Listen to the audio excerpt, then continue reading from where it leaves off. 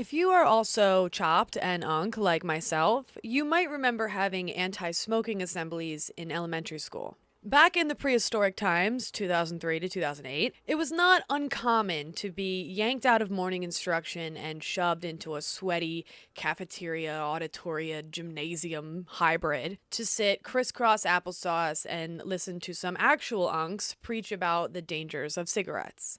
In fact, I specifically remember being in one of these assemblies in kindergarten where they taught us how to say, "I will never smoke" in sign language for some reason. I guess apparently there's a huge market for DARE and ASL crossover events for children. I will never smoke. I don't know why that stuck with me for so long. And though it was often very corny and very repetitive, I think the constant harping of cigarette bad actually did work. I think it did prevent a generation of kids being interested in cigarettes. That was, of course, until the newest piece of technology hit the market. The e-cigarette. Smoke that cigarette. It was quite literally nameless at first. It was just e-cigarette or e-cig, but it was all over the news. It promised to be a healthier, safer alternative for those who already did smoke or wanted to cut back on their cigarette budget. It wasn't super popular. It was mostly something that you saw in mall kiosks or on infomercials, and some people swore by it, some people thought it was kind of gimmicky, and it largely faded into obscurity. That was until the Juul. The e-cig in 2007 paved the way for dozens of other shitty lithium battery operated smoking devices. Let's fast forward to the fall of 2016. I'm a freshman in college. Broccoli is playing on the speaker. I'm in a crowded dorm room wearing this exact outfit with skinny jeans, high-top Converse, and tube socks for some reason, mixing lethal amounts of pink lemonade Svedka into a watermelon Four Loko while sitting in a 30-square-foot dorm room. When all of a sudden I hear my new friend say that she can't find her Juul. And mind you, I had never heard of a Juul up until this point, so I'm thinking she meant a literal Juul, like Jewel Juul. I'm thinking she lost some family heirloom like a precious necklace or a ring. She finds it and starts puffing on this little USB thing and blowing scented vapor into our shared breathing area. Now at this point I'm very confused because I'm no prude, but I really thought that we were the generation that #ended smoking. But here I was surrounded by a bunch of barely out of high school teenagers puffing on this little electronic cigarette and blowing mango-scented clouds into our shared breathing area. And I think that day marked a big shift for me. From there on, I can't recall a single night out in college or even post-college for that matter that I didn't hear at least one of my friends or somebody nearby saying, "Can I hit your vape? Can I hit your vape real quick? Can I hit your vape?" And though I never personally fell victim to the vape-demic, it has always fascinated me how a generation that grew up on the education of the profound health risks of smoking could willingly start picking up the habit, could trade all of that away for a brief nicotine high and a glorified adult binky that's destined for landfills. It's been 10 years since Juul came out with its first model. In that time, plenty of people, whether they're young or seemingly healthy, have developed severe health issues as a result of chronic usage. But I have always been fascinated with the fact that so many of my peers seem to fall victim to it. You smoking the vapes, put it down. It's not worth it. It's coming from my lungs, and this is all due because I was vaping. They put me on a ventilator. I had no idea yesterday, and enough of it now, obviously, but a scary situation to ever be in.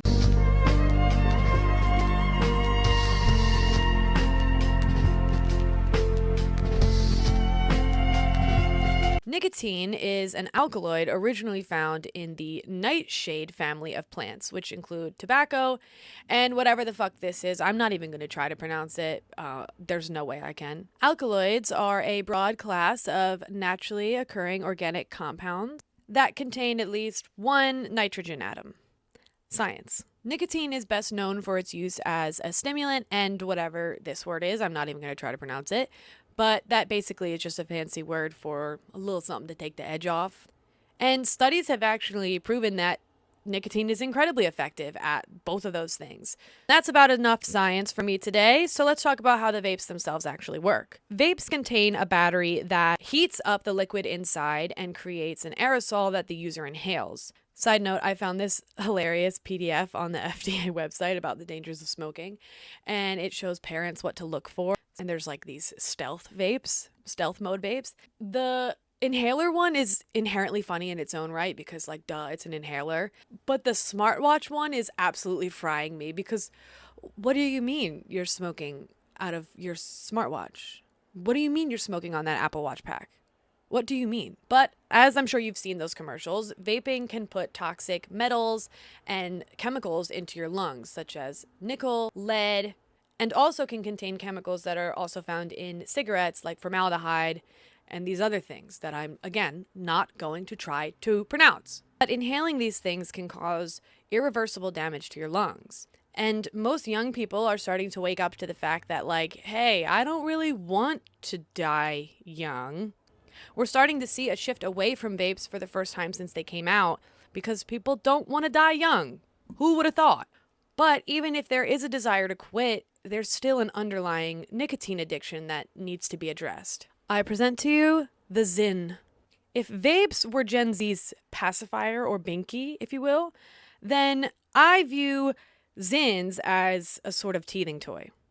We've graduated from juvenile pacification, and we've now moved on to something more adult, something more discreet. There's no plumes of flavored air being blown in people's faces. There's no loudly colored little juice boxes to suck on, but instead, there's these nice little discreet pillows that you tuck underneath your lips.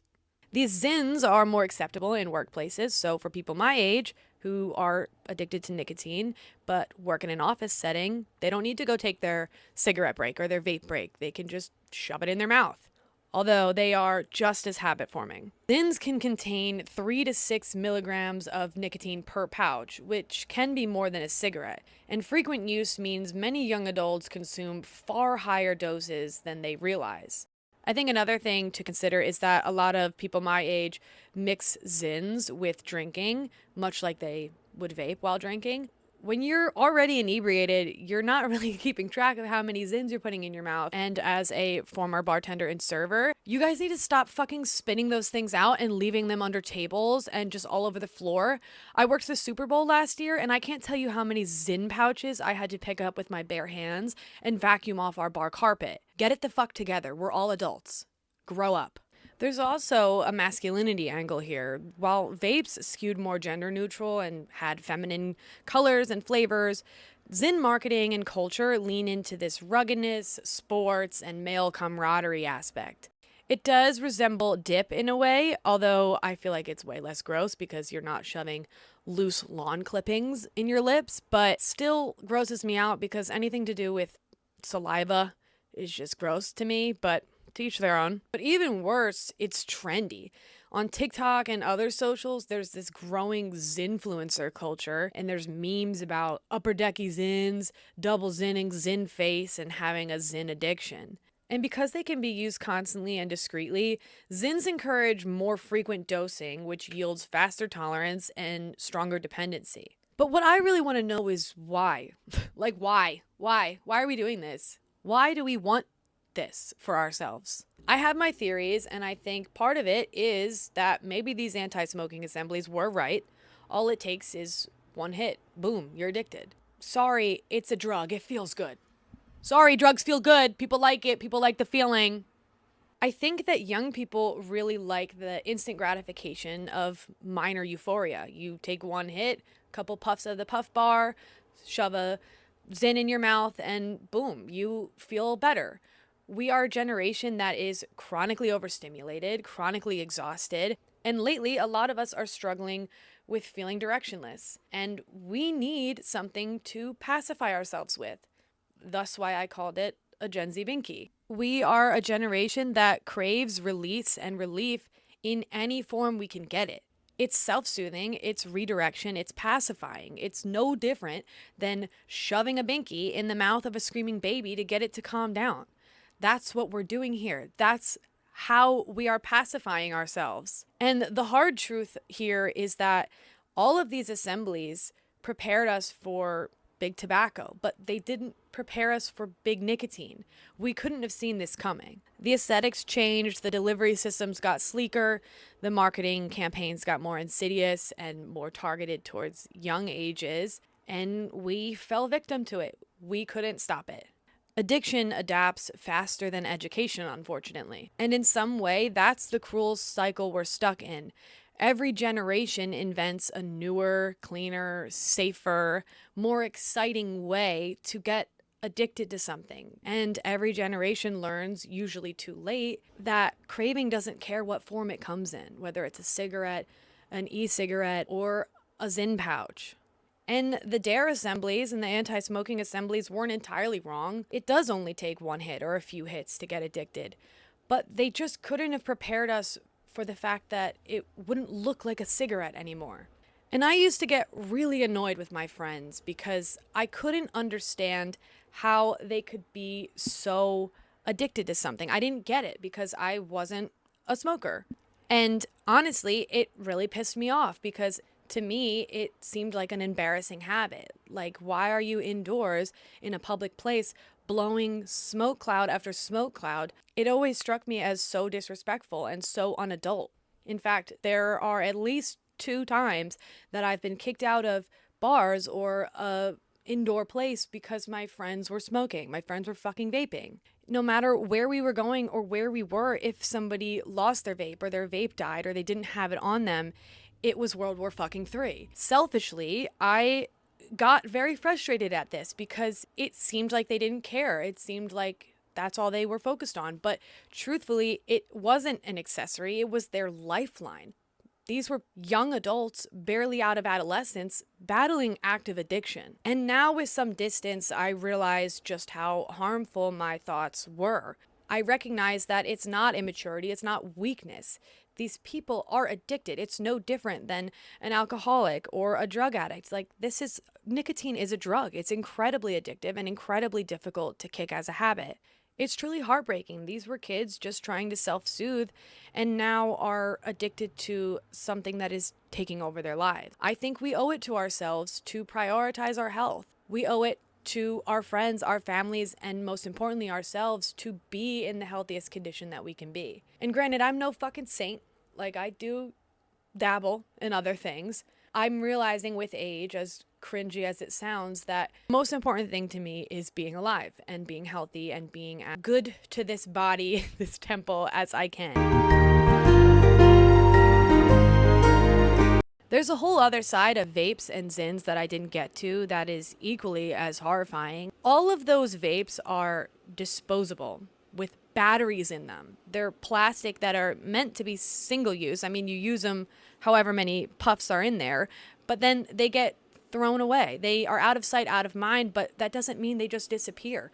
They end up in a landfill somewhere. Not to mention the ethical side and the moral side of the manufacturing of those batteries, all of the communities of people who are likely in less fortunate situations than us who are forced to make these things.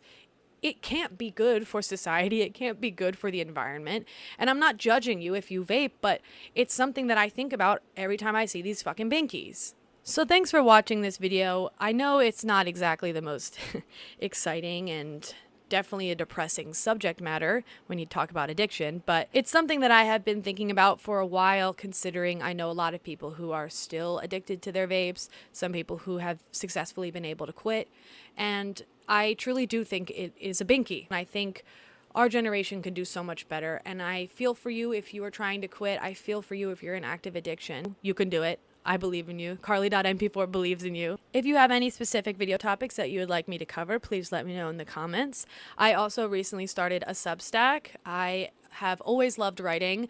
My parents are both English teachers, and one of my majors is English, so writing has been a huge part of my life for a while. I even have a tattoo that I gave myself. If you are interested in reading some of my stuff, it's all free on my Substack. I don't really know how to work the the paid version, so it's going to be free for now. I want to keep building this community, and thank you so much for being a part of it. With that being said, I will see you in 2 weeks or less. Bye.